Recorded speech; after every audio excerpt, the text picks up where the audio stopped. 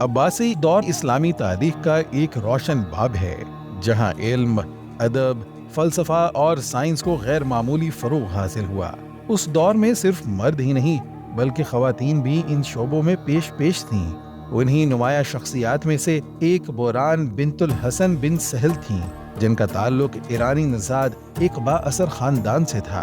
ان کے والد الحسن بن سہل عباسی خلافت میں وزیر اور مشیر خاص کے طور پر معروف تھے۔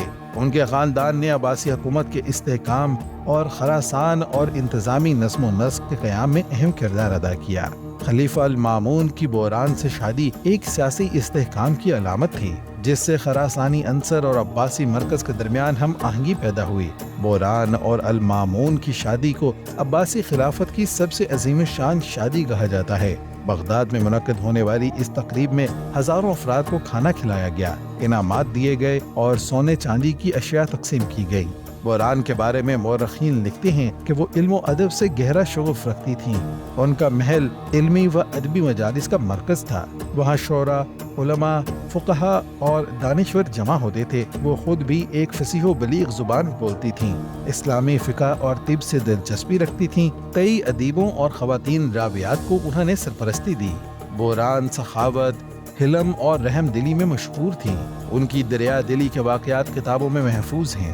وہ اکثر بیواؤں، یتیموں اور مسکینوں کی مدد کیا کرتی تھیں۔ انہوں نے کئی فلاحی کام کیے، جیسے قافلوں کے ساتھ سرائے تعمیر کرانا، علمی حلقوں کی مالی امداد، خواتین کی تعلیم کی حوصلہ افزائی کی۔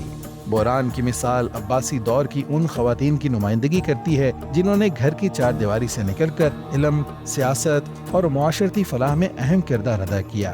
عباسی دور میں خواتین نے حدیث کی روایت، علمی مجالس کی سرپرستی، شاعری و ادبی محافل میں شرکت، خیرات و فلاحی منصوبوں کی قیادت کی۔ مورخین اس بات پر متفق ہیں کہ ان کا کردار عباسی خلافت کے سنہری دور کی نمایاں مثال تھی۔ ان کی زندگی آنے والی نسلوں کے لیے ایک مثالی کردار بن چکی ہے۔ بوران بنت الحسن بن سہل صرف خلیفہ المامون کی بیوی نہیں تھیں، بلکہ وہ ایک ایسی مہذب، باشعور اور علم پرور خاتون تھیں جنہوں نے عباسی دور کی تہذیب و فکری فضا کو مضبوط بنانے میں نمایاں کردار ادا کیا۔ ان کی زندگی سے ہمیں یہ سبق ملتا ہے کہ خواتین تاریخ میں صرف پردے کے پیچھے نہیں بلکہ نمایاں مقام پر رہ کر بھی اثر ڈال سکتی ہیں۔